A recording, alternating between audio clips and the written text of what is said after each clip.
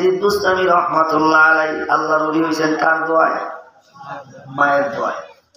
মা অসুস্থ, ডাক দিয়ে বললেন বাবা বাইজিদ এক গ্লাস পানি নিয়ে আসো, একটু পানির প্রয়োজন, আমি পানি খাবো। বাইজিদ দৌড় মারলেন পানির জন্য। যেই জায়গায় পানি যেখান থেকে নিয়ে আসবো ওই জায়গায় নাই। এবার তিনি একটু দেরি হয়ে গেছে পানিটা আনতে। আইনা হাজির হইয়া তাকায় দেখে মা বিছানায় শুয়ে ঘুমাইয়া গেছে। এ যুবক বন্ধুরা, জীবন ভর নিজের মন গড়া শুনলা, তোমার মার কথাও শুনলা না। অনেক যুবকের আছে মার কথা না শুই না এত পাগলামি কইরা বাবাই বিদেশ থেকে কয় আমার গাড়ি কিনা না দিলে আমি শেষ। গাড়ি কিনলো, মা বলে বাবা যাইস না, এখন ঈদের সময় যাওয়া যাবে না, অনেক গাড়ি ঘোড়া রাস্তায় চলে, অ্যাক্সিডেন্ট হবে, হয়তো বা দুর্ঘটনা হয়ে যেতে পারে, বাবা যাইও না। মার কথা না শুনে, চাচার কথা না শুনে, ভাইয়ের কথা না শুনে ছেলেটা হুন্ডা নিয়ে আবার মেন রোডের মধ্যে উঠলো। কিছু দূর যাওয়ার পরে দেখা যায় খবর আসলো ছেলেটা আর নাই। আসে না?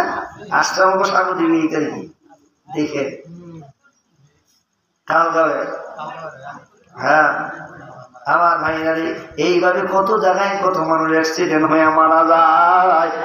মার কথা যদি শুনতো ছেলে বিপদে পড়তো না।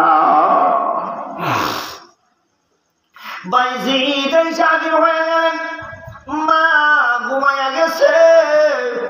ছোট্ট ছেলে বাইজিদ আর মারে ডাক দেয় না, মা যদি কষ্ট পায় ঘুমটা ভেঙে যাবে।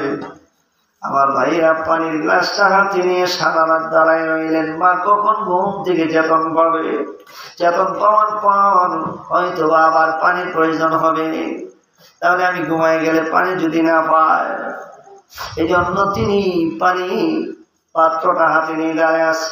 শেষ রাত, শেষ হয়ে গেছে রাত্র।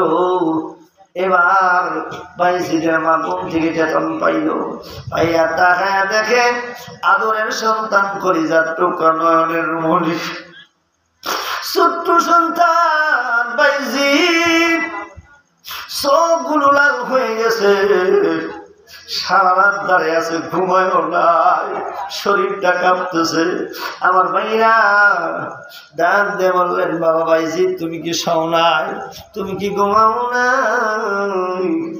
বাইজিদ এবার ডাক দিয়ে বলে মা কেমনে ঘুমাবো, কিভাবে শোবো?